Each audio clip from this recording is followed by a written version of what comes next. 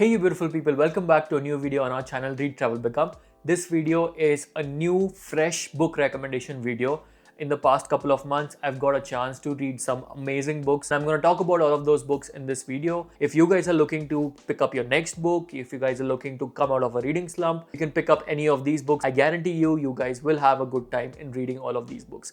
So make sure you watch the video till the end. You may never know which thought or fact may resonate with you and change the course of your life. So let's get started. The first book on the list is The Remains of the Day by Kazuo Ishiguro. Now, Ishiguro is a modern classic writer.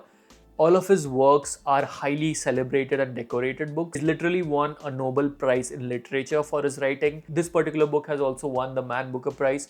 And I had never read any Ishiguro before. I was always curious.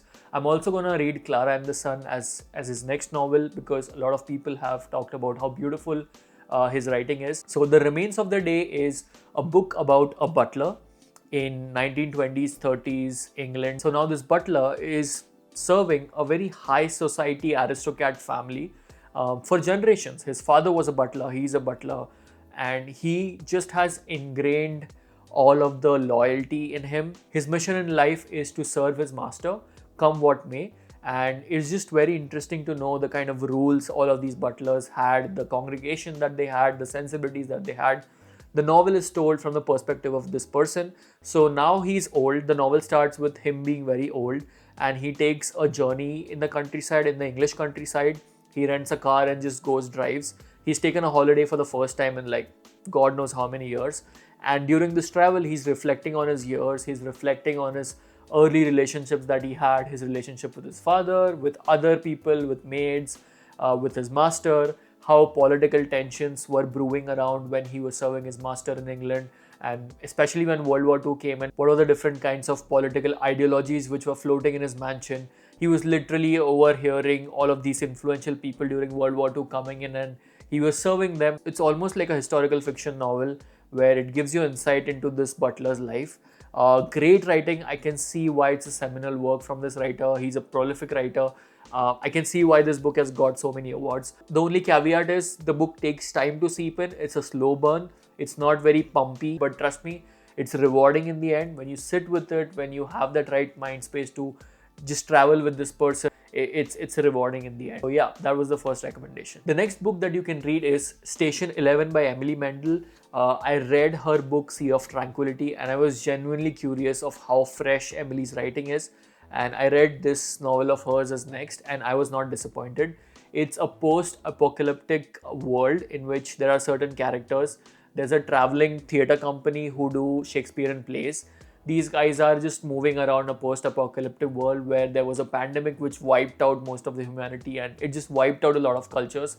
And these guys, these musicians, these artists are just figuring out how to live life in this world. There are a lot of characters. There is a non-linear narrative. There are different POVs, vibrant characters, which you feel like reading. It's got a lot to say with its narrative, but I just like the characters a lot, especially the central character. It's a nice doomsday kind of a world exploration, but there's also hope in it. There's a lot of theater, there's a lot of music, art. You can definitely pick up Station 11. I think there's also a TV show made on this book. Yeah, Sea of Tranquility, her other work, is also a great book. I think it won a bunch of awards as well. I don't remember, but Sea of Tranquility was my first exploration of Emily's mind. And yeah, you can pick up any of these two books, by the way. This book which I'm going to recommend is, I have it right here with me. It's called One Son Only.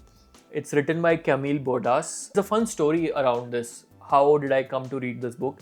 I was reading The New Yorker and there's a piece in The New Yorker which is the fiction piece where different authors write a piece of short story, a piece of fiction.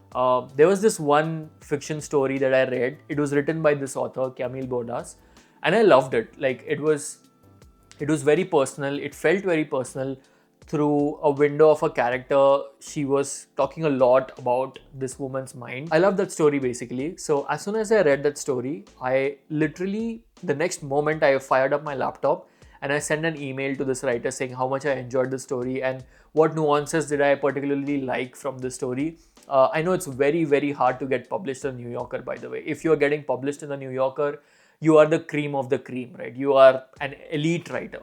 So I was not expecting a reply or anything. I just thought it would be nice to just say my appreciation, share my appreciation of her work. And as soon as I sent that email, within a few hours, I got an email saying, "Hey, thank you so much for writing this. It made her day," and it was very nice. She was very sweet, and we had a common Duke connection as well. I think she's teaching creative writing at Duke right now, and I did my master's from Duke, so that was an added connection that I had.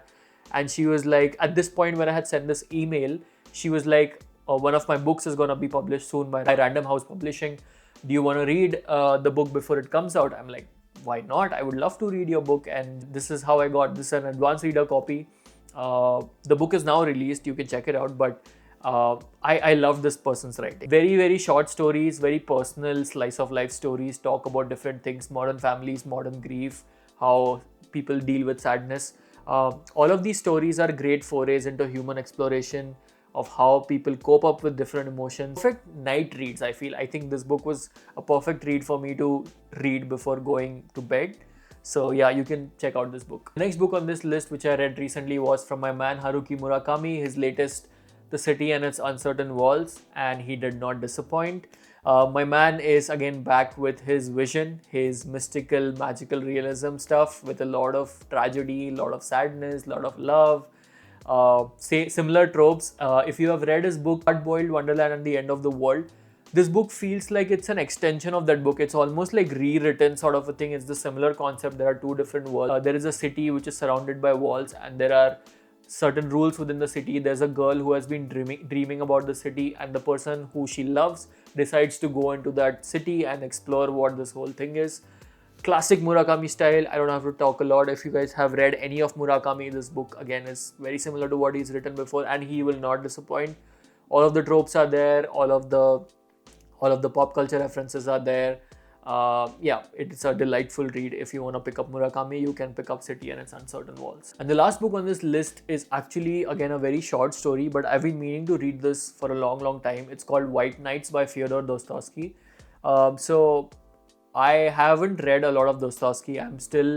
I did not finish Notes from Underground yet. I have read Crime and Punishment long back, and I was intrigued about White Nights also because it's again a very celebrated work of his, very short. It's about a lonely man meeting a girl, falling in love with her, expressing his love for her, and the girl having her own problems with love and how she grapples. It's just two people talking. There's not much action that happens, but it's just an exploration of how the world at that time was, how loneliness could take up a lot of your personality.